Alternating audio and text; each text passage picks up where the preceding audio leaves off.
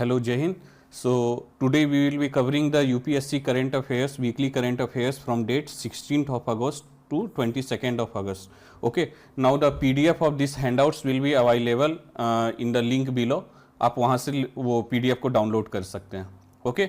So the first we have the first news as VHAN, India's indigenous broadband networking chip.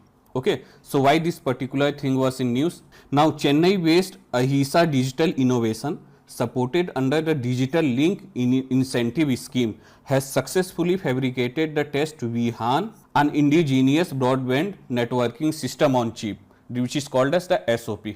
ठीक है, तो ये news था. Now we will be looking to its content as it is indigenous broadband system on chip. Okay, so what is the name? VHAN. VHAN आपको याद रखना है that VHAN is the first domestically designed broadband networking system on chip developed for FTTH. FTTH क्या होता है? Fibre to home. FTTH का actually मतलब होता है fibre to home and broadband networking equipment. Okay, now who is the developer? Developer is Ahisa Digital Innovation, a fabless semiconductor startup based in Chennai. ठीक है. Now government support इसको कैसे मिला है? It is supported under the one of the scheme we have the DLI, Digital Linked Incentive Scheme of MITI. MITI means Ministry of Electronics and IT. Okay, then we have under the semiconductor mission. Now the institutions and the schemes that are being involved here. पहले ये देख लेंगे. We have the CDEC. CDEC is actually Center for Development of Advanced Computing, developer of the Vega processor.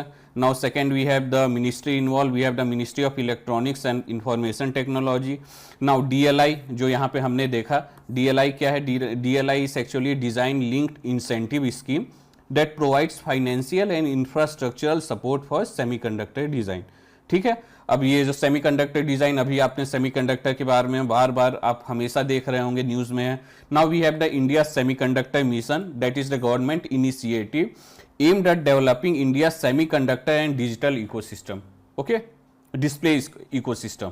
Now we will be looking to one of the its pre questions. उससे पहले ये देख लेते हैं कि ये जो टॉपिक मैंने आपको कराया है ये क्यों इंपॉर्टेंट है. जैसे आप कैसे जीएस से इंपॉर्टेंट है, आप सीधे देखिए ना. We have science and tech.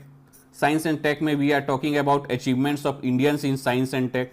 ठीक है, इंडियंस, अचीवमेंट ऑफ इंडियंस, ये वाला एक टॉपिक हो जाएगा.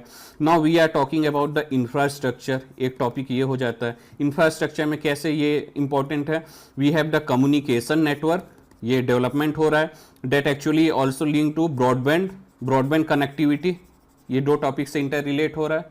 ठीक है, यूपीएससी में इसका बहुत इंपॉर्टेंस है. When we are talking about the digital infrastructure, broadband expansion, telecom security, ये सब जो कीवर्ड्स है ये सब यूपीएससी के मतलब फेवरेट टॉपिक्स हैं. ये इससे क्वेश्चंस बनते ही बनते हैं. Okay, then we will be looking to one of its MCQs.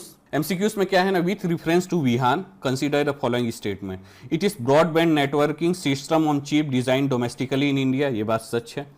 Now it is based on open standard RISC-V architecture and usage the Vega processor developed by CDEC. हाँ, ये भी बात सही है, हमने ऊपर देखा. It is a design primarily for satellite communication rather than fibre broadband networks. लेकिन हमने ऊपर देखा है, ये जो कह रहा है कि फाइबर ब्रॉड नेटवर्क से नहीं लिया गया है, हमने ऊपर देखा we had the FTTH fibre to home, तो ये यहाँ पे गलत हो गया. ठीक है, तो it incorporates hardware security features including security brook and cryptographic engines. ये बात सच है. ठीक है, तो थर्ड अगर गलत है option, we will be eliminating this one. ठीक है, 4 भी सही है. Then we have the B 1 2 4 as the correct answer.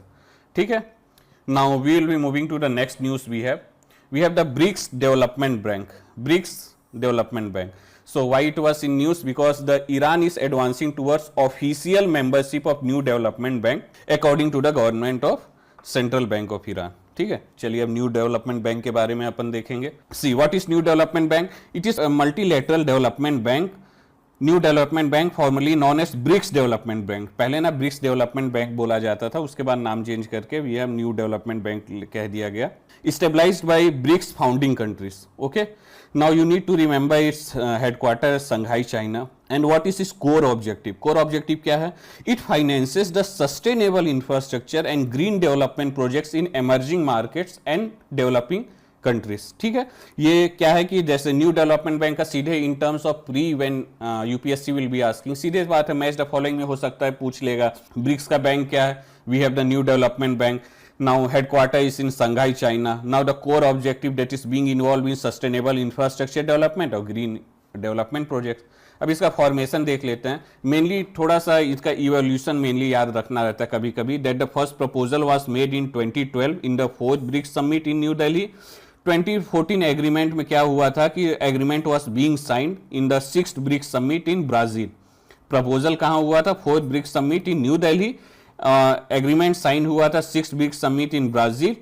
Okay, now the एक कंटिजेंट रिजर्व अरेंजमेंट बनाया गया। Contingent reserve arrangement was being frame of the value was 100 billion, ठीक है, 100 billion BRICS contingent reserve arrangement की व्यवस्था की गई, ठीक है। Now it started its operational conditions, the operationalisation started in 2015, ठीक है, ये याद रखिएगा 2015, ठीक है, operational date. Now the first president was K V Kamath of India national development bank first elected president, ठीक है। नाउ द ब्रिक्स का थोड़ा सा बेसिक देख लेंगे अपन ब्रिक्स का, ठीक है। Founding members we have Brazil, Russia, India, China, South Africa. Get remembered it has equal voting rights, ठीक है ना, इक्वल वोटिंग राइट्स है एंड नो इंडिविजुअल वीटो, जैसे हमने यूएनएससी में नहीं देखा है, ठीक है, अपने पास P5 के पास वीटो पावर है, इसमें ऐसा कोई वीटो पावर नहीं है। Each and every member has, this founding members has equal voting powers. अब मेंबरशिप का एक्सपेंशन कैसे हुआ, जैसे नेशनल डेवलपमेंट बैंक का,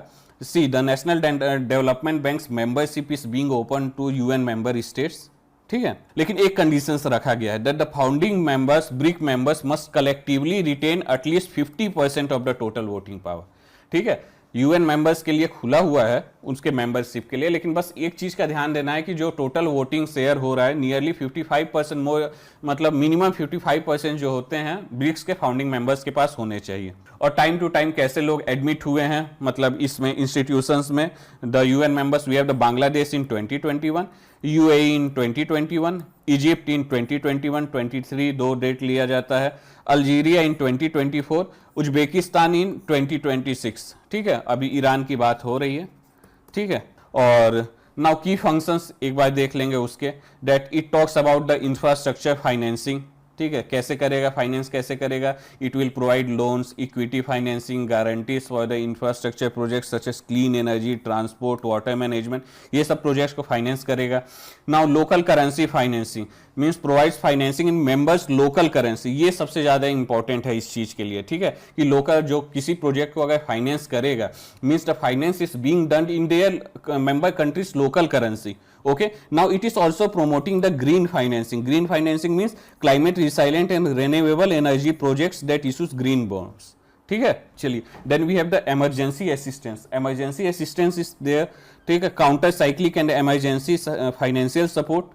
Now we have the technical assistant. Technical assistant means provides feasibility studies and project preparations and institutional capacity building. ठीक है, ये थोड़ा सा फंक्शंस उसके याद कर लेंगे। अब देखा जाएगा क्यों ये इंपॉर्टेंट है, जैसे सीधे देखते हैं, ये वाला ब्रिक्स वाला जो हिस्सा हो गया, वी हैव द आईआर में इंपॉर्टेंट इंटरनेशनल इंस्टीट्यूशंस, ये हो गया इंपॉर्टेंट इंटरनेशनल इंस्टीट्यूशंस में ब्रिक्स आपको पढ़ना है, ठीक है। यूपीएससी रेलेवेंसी में क्या हो गया ना, this is more actually considered as south south corporation, चल रही है बात, साउथ साउथ कॉर्पोरेशन में India will be acting as one of the leaders in south south corporation, ठीक है। अब इसके आसपास के स्टैटिक टॉपिक देखिए ना, जैसे अगर आप ब्रिक्स पढ़ेंगे तो साथ में और क्या पढ़ सकते हैं, we have multilateral development banks, जितने अलग से भी है, we have the Asian development banks वगैरह, वो सब देख सकते हैं। We have the Bretton Woods institution, world bank वगैरह, आईएमएफ वगैरह, वो भी देखेंगे।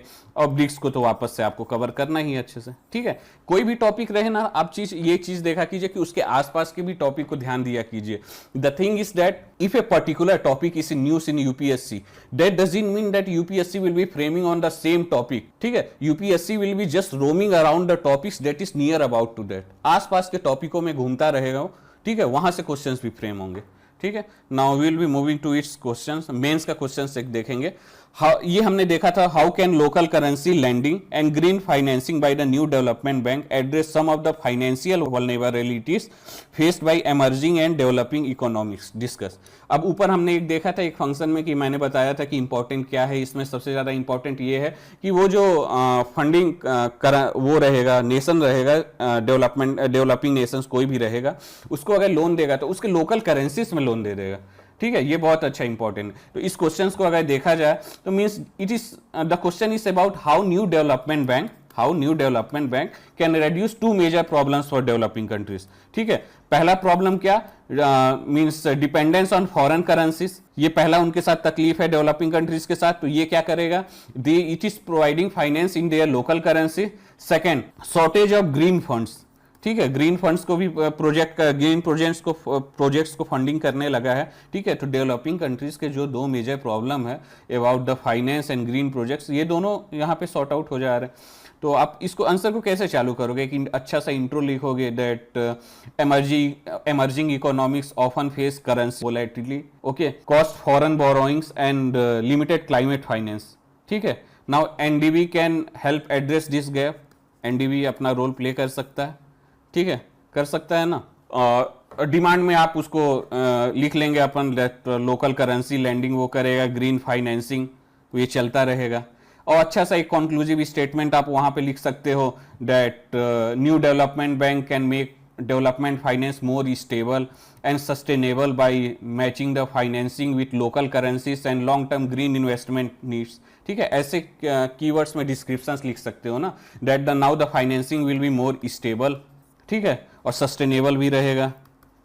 ठीक है, ऐसे कीजिए। नाउ एक प्री का क्वेश्चंस देख लेते हैं। ठीक है, now the new development bank consider the following, it has formally stabilised to the agreement signed at the 6th BRICS summit Brazil, सही है। Founding members initially contributed equally, ये भी बात सही है। Every members of NDB possess an individual veto power, ये मैंने clearly कहा था कि वीटो पावर नहीं है, the same that is we are having with the UNSC. The founding BRIC nations are required to retain at least 55% of the voting power. तो 1 2 4 सही है, 3 गलत है, 3 को एलिमिनेट किए, 1 2 4 we have B as the correct answer. ठीक है, we have B as the correct answer. Okay, now we will be moving to the next news we have. ओके, next news we have GSAT-1A EOS Earth Observational Satellite 05 mission. Okay, now ISRO is preparing to launch GSAT-1A designated EOS 05 aboard GSLV F-17 in September 2026. ठीक है, इसरो आपको पता ही क्या है, GSAT आपको पता ही जियो synchronous orbits में जो चलते हैं, EOS is actually Earth Observational Satellite. ठीक है, now GSLV is actually our launch vehicle. ठीक है, now we have the geo imaging satellite GSAT-1A is an agile earth observational satellite designed for high frequency imaging of Indian subcontinent and surrounding oceans. ठीक है, now orbit कौन से में रहेगा, जियो stationery orbit में रहेगा। ठीक है, now we have the nodal agency ISRO, launch vehicle we have GSLV MK F-17। ठीक है, F-17 इसको इसलिए दिया गया, we have the cryogenic engine 7.5, cryogenic upper stage पे रहेगा। Now what is is primary objective, primary objective is to provide near real time high temporal resolution imagery for disaster monitoring, agricultural, environmental observations and national security. ठीक है, mainly India और आसपास के, Indian सब continent और आसपास के एकदम रीजन्स के अच्छे क्वालिटी के इमेजेस प्रोवाइड करना। ओके, नाउ उसके की फीचर्स क्या होंगे, that geo based observation, that means it will be placed in geostationary orbit. ठीक है, and imaging capability of approximately every 30 minutes at 42 metre resolution. ठीक है, now rapid targeting and high agility रहेगा। ठीक है, after it can actually capture observations at interval of 5 minutes with precise pointing and reorientation, ये भी चल जाएगा। Okay, then next we have advanced imaging. ठीक है, क्वालिटी ऑफ द इमेज क्या रहेगा, क्योंकि it combines multi spectral VNIR और हाइपर स्पेक्ट्रल VNIR SWIR जो इमेजिंग रहेगा उसको यूज करेगा, तो उसकी क्वालिटी बहुत इनहेंस्ड रहेगी।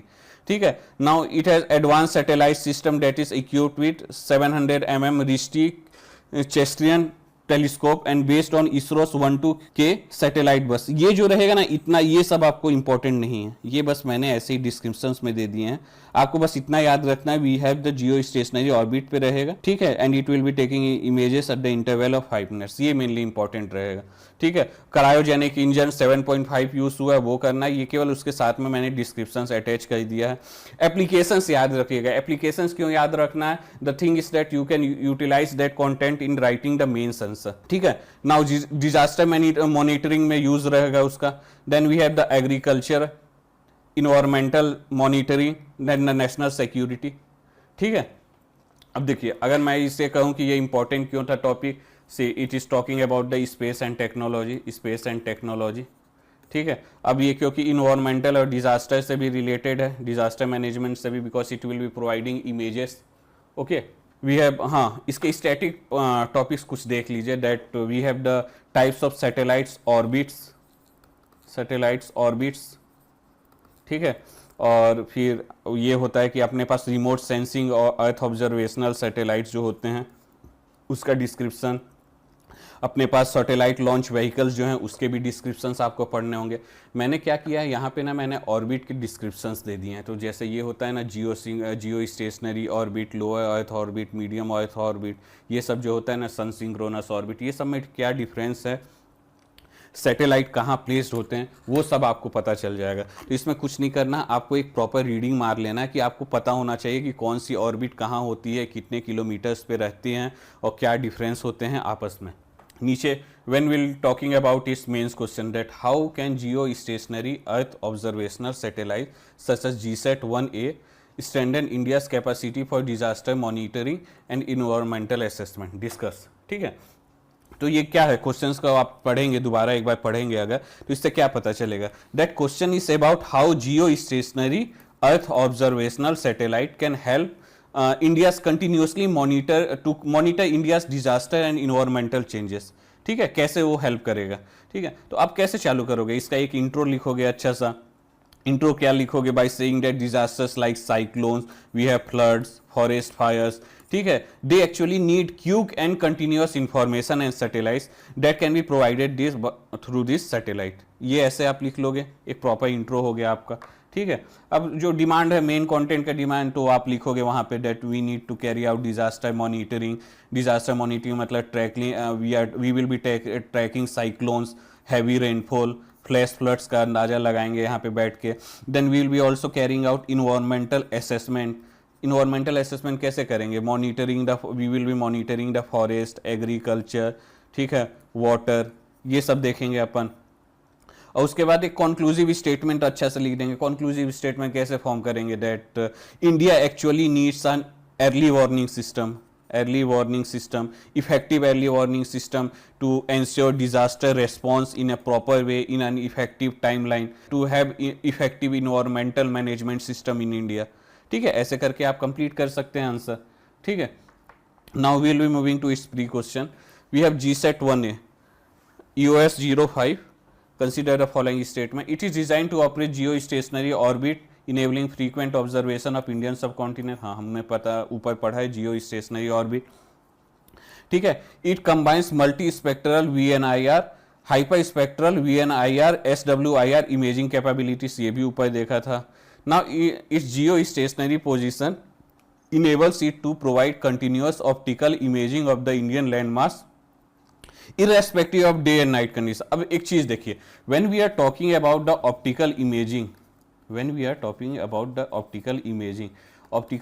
can be only taken during the sunlight के टाइम पे हो सकता है, तो डे पे तो होगा, नाइट पे कैसे होगा, तो ये अपने आप थर्ड ऑप्शन गलत हो गया। GSLV MK2 लॉन्च व्हीकल है ही इसका, ठीक है। तो नाउ द थर्ड एलिमिनेट करेंगे अपन, ये तो we will be having the C as the correct answer, ठीक है। यहाँ पे सीधे आप यहाँ से एज्यूम कर सकते थे that when we are talking about the optical imaging through the satellites it is being carried out during the sunlight, ठीक है। तो नाइट तो वैसे ही निकल गया वहाँ पास से, ओके। चलो we will be moving to the next news. We have the PM cares fund, okay. Now the PM care funds को देखेंगे, next news we have, okay. Now the PM cares fund release it delayed audited statements for financial year 2023-2024 reporting closing balance of इतना। Balance का ये सब value का important नहीं है। The thing is that PM cares fund important होना चाहिए, क्योंकि बार बार ये न्यूज़ आ रहा था कि why the audited report is not publish, transparency क्यों नहीं हो रही, ठीक है। Then the first thing will be looking as what is PM cares fund. PM cares fund क्या है? It is prime minister citizen assistant and relief in emergency situation fund, ये इसका फुल फॉर्म है।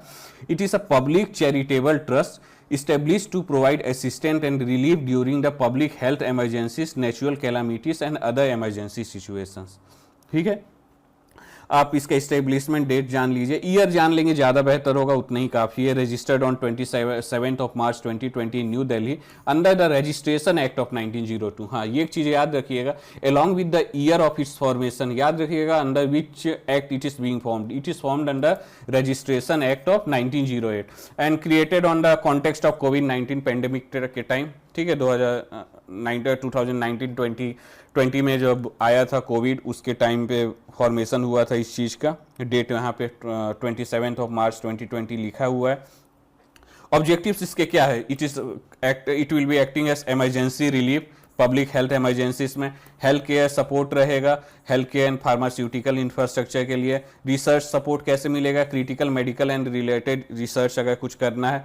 Financial assistance for the people affected by emergency situation, जैसे covid के time पे था तो उसको यूज़ किया गया था, ठीक है। Now you need to remember its governance structure. Who is the chairman? Chairman is the prime minister of India who serves an ex officio trustee also, ठीक है। एक्स ऑफिशियल ट्रस्टी इज कौन सा? Minister of defence, ministry of home, minister of home affairs, minister of finance. And nominated trustee क्या है? The trust can have an eminent person as nominated trustee who serves as the pro bono capacity. Pro bono capacity का simply in terms अगर हम लोग लेंगे तो ये मान लेंगे that it will be having any of the experts जैसी जरूरी रहेगी, एज पर अवेलेबिलिटी जैसी जरूरत है वो रहेगी, ठीक है। Now when we are talking about this auditing report, ये आपके लिए इंपॉर्टेंट नहीं है, ये मैंने बस इसलिए दे दिया है कि जस्ट एक बार नज़र घुमा लीजिएगा, इस डेटा को याद वगैरह करने की ज़रूरत नहीं, ठीक है। और डेटा यहाँ पे एक्चुअली मेन है, ये देखिए, ये फाइनेंशियल डेटा, ठीक है। इस चीज़ को आप, ये फंडिंग का ये चीज़ याद कर लीजिएगा, फंडिंग के मतलब कैसे होती है, एक बार नज़र घुमा ही लीजिएगा। That it actually accept voluntary donations and no budgetary allocations ना, मतलब बजट सपोर्ट गवर्नमेंट के थ्रू अलग से नहीं दिया जाता है।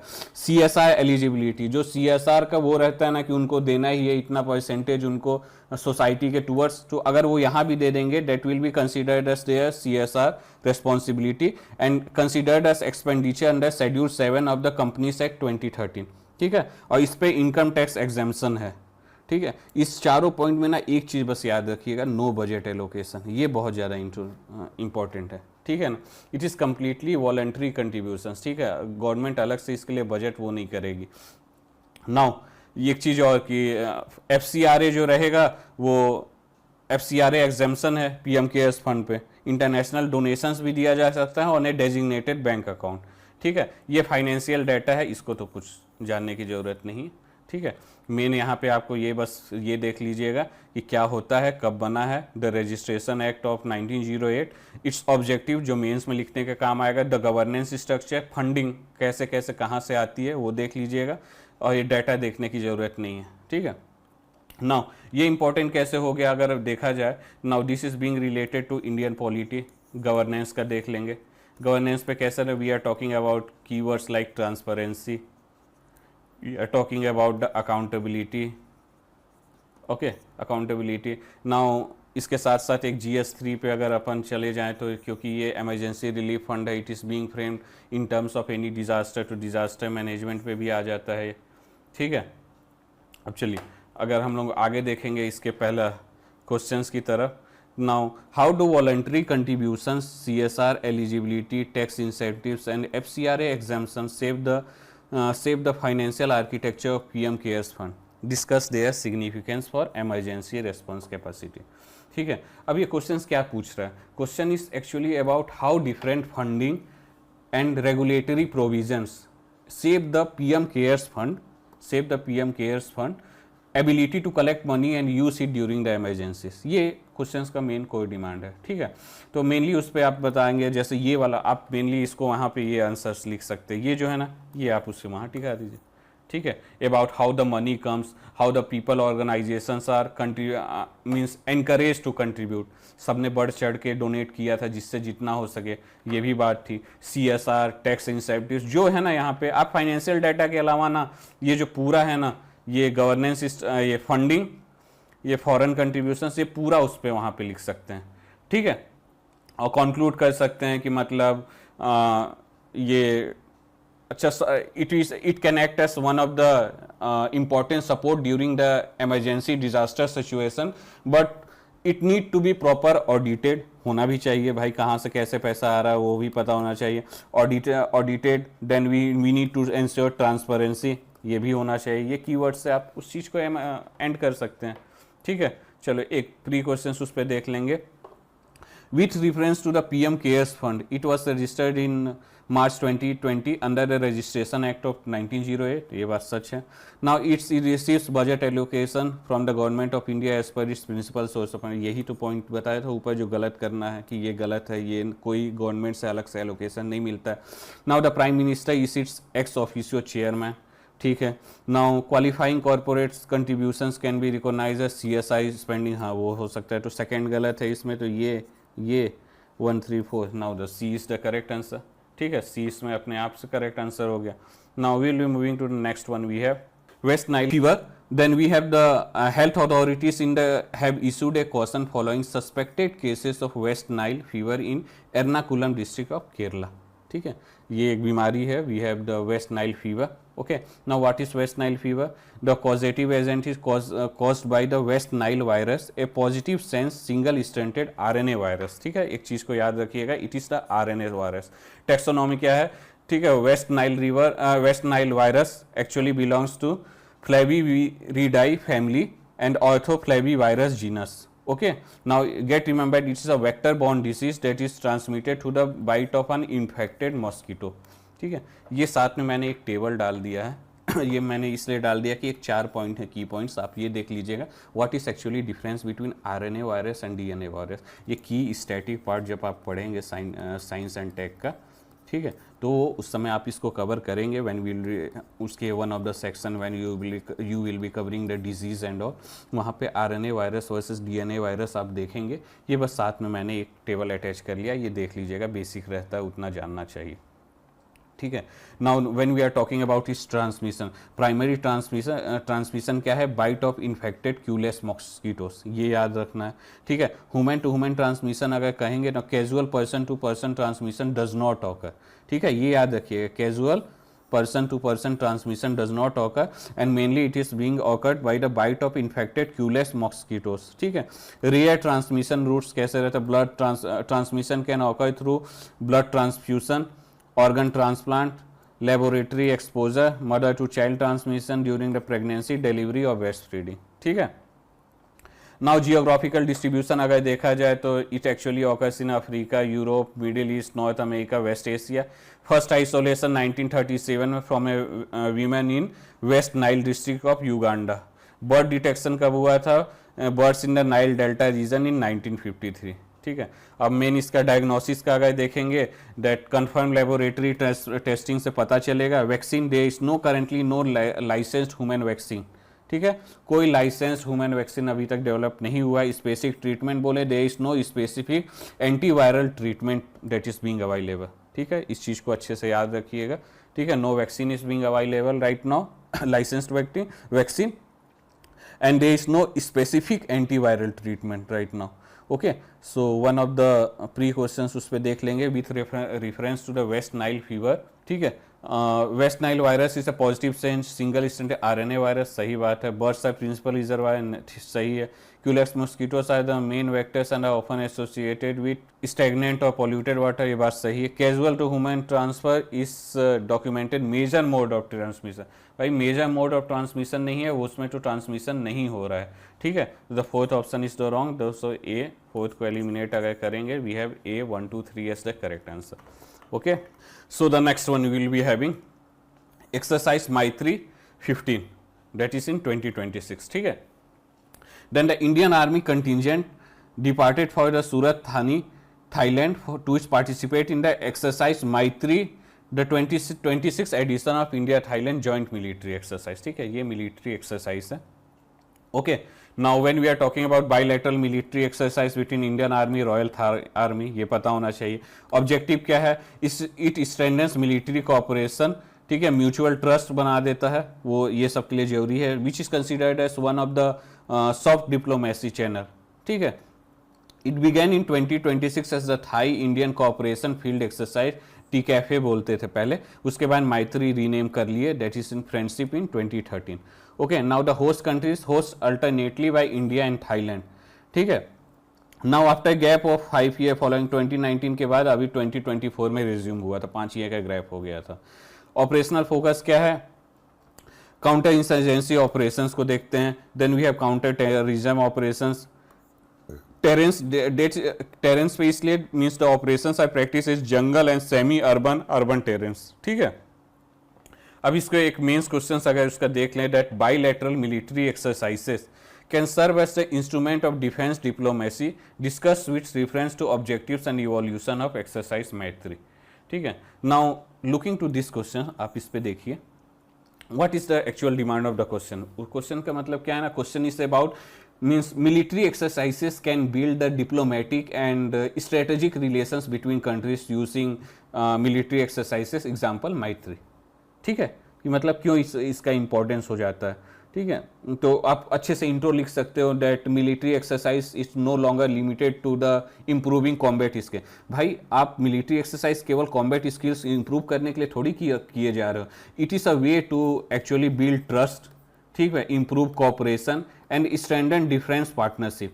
ये कीवर्ड्स आप लिख सकते हो ना, that when we are carrying out military exercises with a particular nation, any of the neighbours nation और any individual nations, it is not only to improve our combat skills. भाई केवल कॉम्बैट स्किल्स को सुधारने के लिए नहीं किए जा रहे, means it is one of the way to build trust, improve cooperation, then strengthen defence partnership, ठीक है। आप ये सब योग कर सकते हो। उसके बाद आप मेन डिमांड को वो कर सकते हो, एड्रेस कर सकते हो कि जैसे डिफेंस डिप्लोमेसी रोल करेगा, ऑब्जेक्टिव्स उसके मैत्री के, और इवोल्यूशन सिग्निफिकेंस कैसे रहेगा, और कंक्लूजन कर सकते हो कि that Maitri can be considered as training plus diplomacy, T+D, एक यूनिक वर्ड यूज कर सकते हो, this will be resulting in effective T+D, effective training, effective diplomacy, ठीक है। अगर हम लोग देखा जाए कि ये टॉपिक क्यों इंपॉर्टेंट था ना, इंपॉर्टेंट आप इसलिए था, आप सीधे देखो ना, means it is talking about the IR, India and it's neighbourhood, ये चल ही जाएगा सीधे। Now it is also talking about the security challenges, GS3 में भी ये कवर हो जाएगा, ठीक है। चलो, one of the questions we will be seeing is exercise Maitri, consider the following statement. It began in 2006 as Thai Indian cooperation field exercise, ठीक है, हाँ ये बात सही है। रीनेम्ड एज मैत्री इन 2013, हाँ ये भी बात सही है, ठीक है। It is hosted alternately by India and Thailand, हाँ ये बात सही है, okay. Then the exercise is resumed in 2024 after following a gap of 5 years from 2019, हाँ ये बात सही। So we have D as the correct answer, okay. Now we have the next news as Satkosia tiger reserve. What is Satkosia tiger reserve, ठीक है, ये क्या है।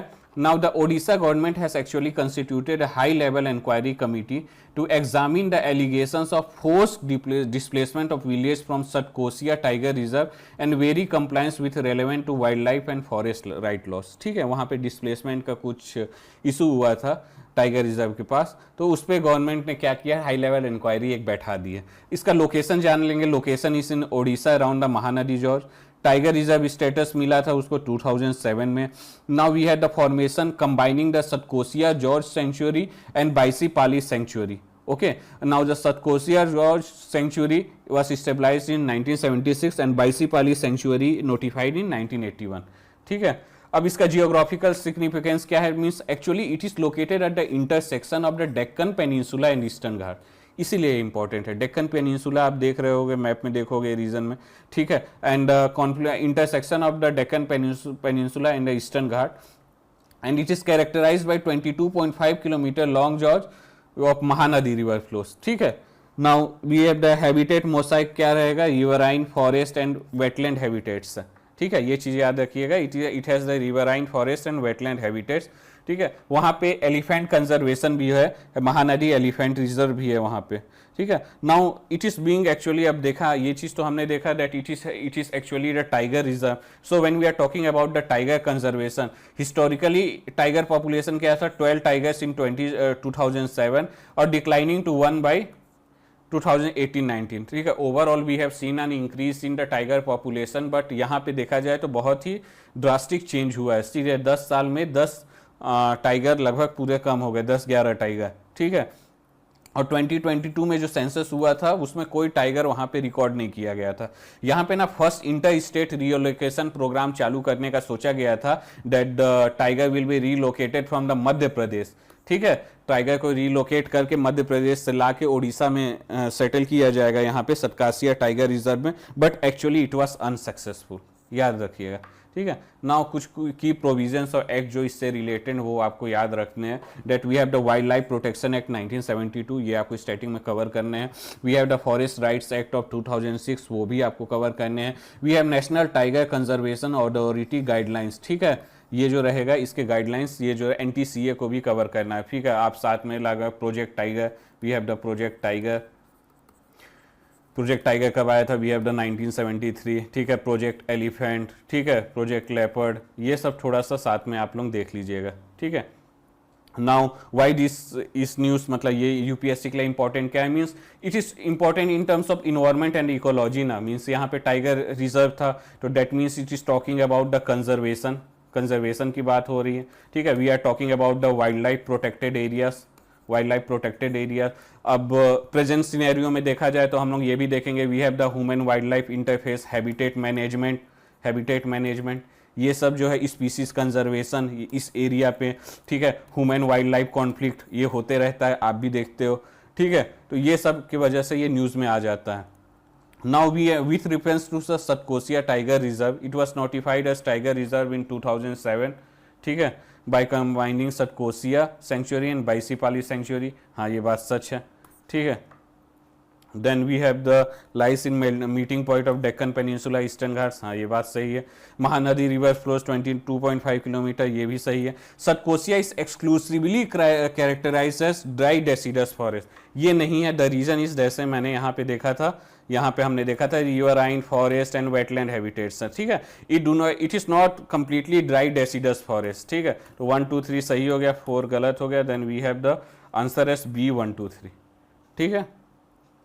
Now the next news we have as river board in India.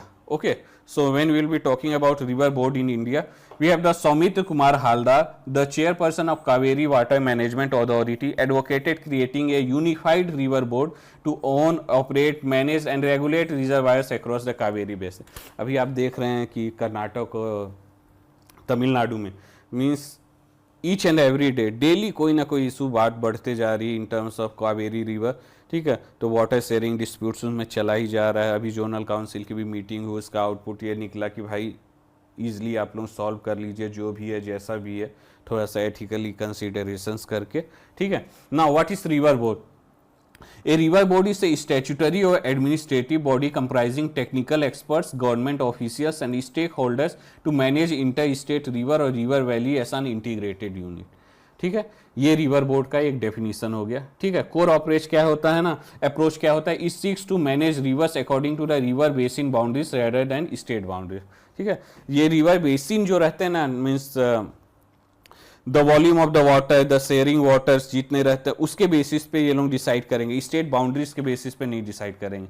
Now when we are talking about the constitutional and legal basis, union list में entry 6 में रहेगा, there we are talking about the inter state rivers और river valleys. State list में we have the entry 17 रहेगा, जैसे water supply, irrigation, canal, drainage. Means just remember water is actually it is covered in state list, ठीक है ना। अगर आप in terms of constitutional aspects देखोगे तो वाटर स्टेट सब्जेक्ट है।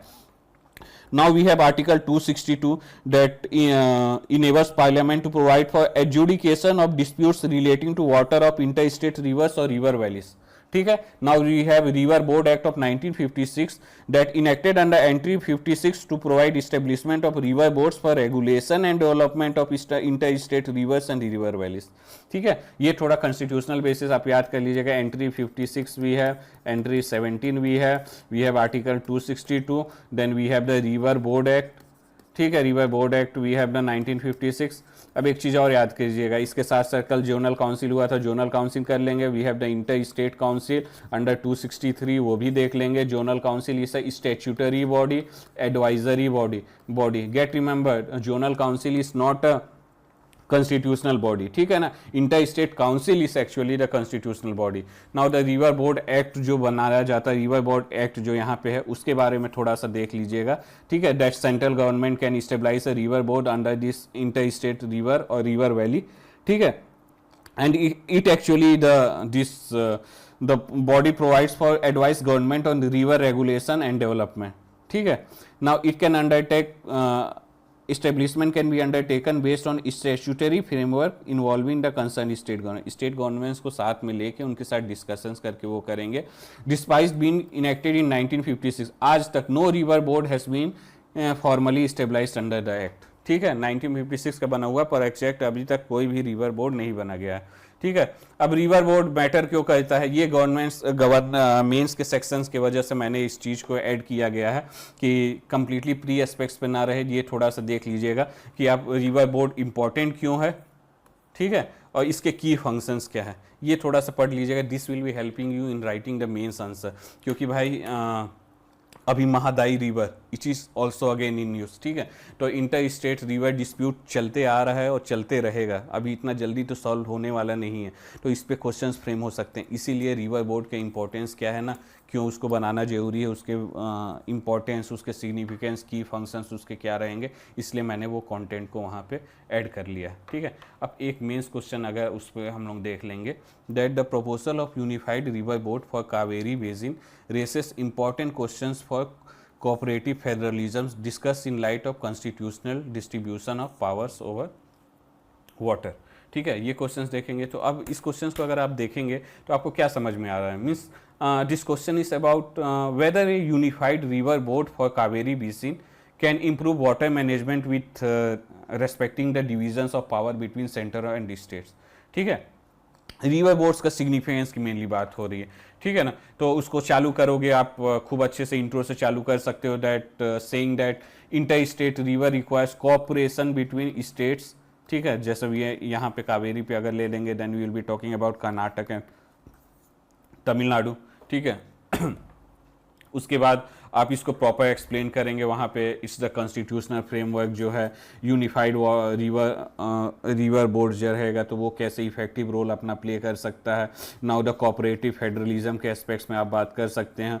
ठीक है, कि मतलब स्टेट्स एक साथ काम किए जा रहे हैं, states and centre will be also cooperating with each other. ठीक है, उसको एक अच्छा कंक्लूसिव स्टेटमेंट दे सकते हैं ना, that unified river board should not be seen as the centralization of water power. ये नहीं है कि भाई यूनिफाइड वाटर बोर्ड बना दिया गया तो मतलब कि वो सेंटर के अंडर में आ गया, centre will be controlling it. नहीं, मतलब इस सेंट्रलाइजेशन ऑफ वाटर पावर नहीं हो रहा है, but it can be considered as the mechanism to for the states to ensure cooperation among the states involve. ठीक है, मतलब आसपास के स्टेट्स में प्रॉपर कोऑर्डिनेशन हो, उस चीज़ के लिए यूनिफाइड रिवर बोर्ड बनाया जा सकता है. ठीक है, तो कुछ चैलेंजेस रहेंगे, वो चैलेंजेस भी आप डिस्क्रिप्शंस में लिख सकते हैं, लेकिन अल्टीमेटली ये रहेगा कि एक कोऑपरेटिव फेडरलिज्म प्रमोट करेगा. Okay, so the next one we have the places in news. ठीक है, 2 प्लेसेस हम देखेंगे यार. The first one we have the Black Sea. Context क्या है, वही रसिया यूक्रेन अटैक. ठीक है, now the major maritime route for grain, fertilizers, energy products and other commodities, and it is important for global trade and food security. ठीक है, strategically important in the Russia Ukraine war. ठीक है, अब black सी वाले ये वाले में जब आप मैप कवर करेंगे ना एटलस, तो ये रीज़न क्यों एक साथ यहाँ पे क्वेश्चंस बनते हैं ना, मैं बता रहा हूँ. मैं कंटेंट अभी बता दे रहा हूँ, नीचे वो कंटेंट लिखा हुआ है. ठीक है, तो अगर आपको याद भी ना हो तो वो उसके लिए परेशान होने की ज़रूरत नहीं, बस आप देख लीजिएगा. Now look at this. We have Sea of Azov, we have Black Sea, Aegean Sea. ठीक है, ये 3 याद रखिए. Then Sea of Marmara, ये लाइन से याद रखें. We have Sea of Azov, black C, we have C of Marmara, Aegean sea. Now एक वर्ड होता है, मैंने फर्स्ट क्लास में शायद पढ़ाया था, we have the straits. Straits is a thin water channel connecting two water large water bodies, ठीक है, छोटा सा पानी का एक चैनल होगा जो दो लार्जर वाटर बॉडीज को करेगा।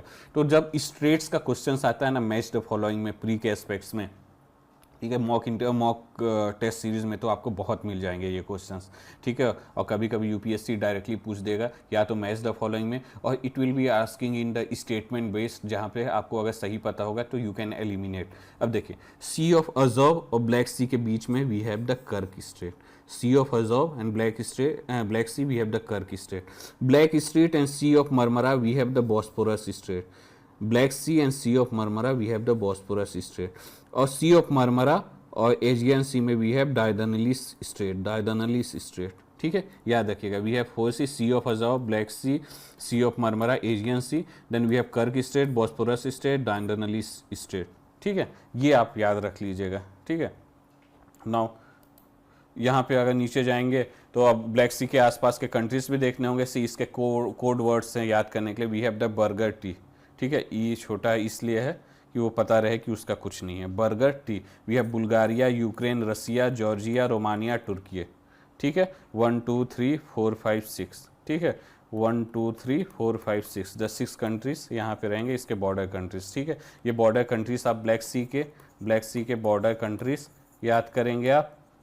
Then we have the straits that is being involve, ठीक है, आसपास के स्मॉल वाटर बॉडी सी जो हैं वो Black C, we have the Aegean, Black C, we have the Aegean Sea, ठीक है, we have C of Marmara, then Sea of Azov, ये याद करेंगे, इसलिए ये इतना एरिया इंपॉर्टेंट हो जाता है, ठीक है। नाउ ये वही है, उसी के बाद है वहाँ पे अगर देखेंगे कि river mountain major rivers Danube, Dnieper, Dniester है, ठीक है, second largest Danube, we have the second largest river in Europe after the Volga, ठीक है। ये जो मैंने स्ट्रेट्स वाला समझाए हैं ये वो उसका कंटेंट है, आपको अगर वो वहाँ पास से मैप्स देख लीजिएगा और याद यहाँ से कर लीजिएगा, ठीक है। जस्ट रिमेंबर ये वाला एरिया बहुत इंपॉर्टेंट रहता है, ठीक है। Now the next one we have a place called as the Christmas Island, okay. Now Christmas Island we have the SpaceX recovered its Starship spacecraft after nearly 24 days in the Indian Ocean following a controlled splashdown. Starship was stored near the Christmas Island to assess seawater damage and thermal tile durability, ठीक है। तो यहाँ पे Christmas island पे क्या मिला ना, वो कंट्रोल स्प्लैश डाउन कराए थे, ठीक है। तो उन्होंने अपना स्टारशिप स्पेसक्राफ्ट वहाँ से रिकवर कराया, बस उसके लोकेशंस आप देख लीजिएगा, यहाँ पे से ऐसे ही देख लीजिए। ये ऑस्ट्रेलिया हो गया, वी हैव इंडोनेशिया, ये देखिए यहाँ पे इंडोनेशिया चल रहा है, ठीक है। और फिर उसके बाद ये क्रिसमस आइलैंड है, क्रिसमस आइलैंड, ठीक है। Location in eastern Indian ocean, 350 kilometer in the Java from the Java and Sumatra, and administered the Coco Islands as a part of the Australian Indian Ocean Territories, ठीक है। ये actually main इसका जो location है, ये location बस याद रखिएगा, ठीक है। तो पता होना चाहिए कि क्रिसमस आइलैंड की मतलब एग्जैक्ट कहाँ, मतलब ये एग्जैक्ट ये नहीं पूछेगा, एग्जैक्ट मतलब उसके लैटीट्यूड लॉन्गिट्यूड नहीं पूछेगा, पर पता होना चाहिए अंदाज़ा कहाँ पे, इंडोनेशिया के पास है, ऑस्ट्रेलिया के इस तरफ है, and it is being administered as Coco island as a part of the Australian Indian Ocean Territories, okay. Now Christmas Island National Park, 63% of this island is land mass protected, ठीक है। Monsoonal rain forest है वहाँ पे, famous for annual mass migration of millions of Christmas Island red crabs का, ठीक है, वहाँ पे मास माइग्रेशन होता है, and it's significant for phosphate deposits है वहाँ पे, ठीक है। So today we have covered the current affairs that was being in news this week, ठीक है। आपको हैंडआउट्स उसी के नीचे लिंक के साथ अटैच रहेगा, वो वहाँ से देख लेंगे। Now the effective way of covering this weekly current affairs is ना, आप PDF को डाउनलोड करके आप वहाँ उसको ऑन कर लीजिएगा, सामने डिस्प्ले कर लीजिएगा, आप साथ में उसको देखते जाइएगा, the content that I will be saying उसको साथ में आप रिपीट करते जाइएगा, तो वो एक ही चीज़ को आप एक बार सुनेंगे और सामने और आपके दिखेगा, तो that will be helping you in remembering the contents, ठीक है। तो बाकी कुछ रहेगा, you can also join the Telegram पे क्या होता है नाउ, टेलीग्राम जो है we have path IAS academy UPSC, ठीक है, आप इस टेलीग्राम पे चले जाएंगे, मॉर्निंग में आपको मिल जाएगा द हिंदू और इंडियन एक्सप्रेस का समरी मिल जाएगा। इस समरी में क्या रहता है कि I will be telling you the particular news is subjected means related to which subject of GS, why it is relevant for the UPSC, और again the static topic that is being near about to that current affairs topic, ये आपको मिल जाएगा। Now on the basis of the same newspaper evening में आपको 5 MCQs मिल जाएंगे that is clearly of UPSC level. ठीक है, यूपीएससी लेवल में यूपीएससी के फॉर्मेट में वो फ्रेम किए रहेंगे 5 MCQs और एक मेंस के questions. Now mains question is not based on the static portion, वो उसी दिन के कोई करंट अफेयर्स का टॉपिक रहेगा, उसी पे वो मेंस के क्वेश्चन रहेंगे आप वहाँ पे। And MCQ is based on the poll. ठीक है, आप जाइए क्वेश्चन पढ़िए, कुछ नहीं समझ में आ रहा है कुछ समझने की कोशिश कीजिए और एटलीस्ट अटैम्प्ट कीजिए उसको। ठीक है, तो आपको पता चलेगा कि कैसे किसी चीज़ को एलिमिनेट कर सकते हैं। सही आंसर ना भी पता होना तो कुछ चीज़ों को एलिमिनेट करना सीखिए, एलिमिनेट करेंगे तो आपको अल्टीमेटली करेक्ट आंसर्स वहाँ पे मिल जाएगा। ठीक है, that's all for today, we will be meeting next week. Okay, thank you.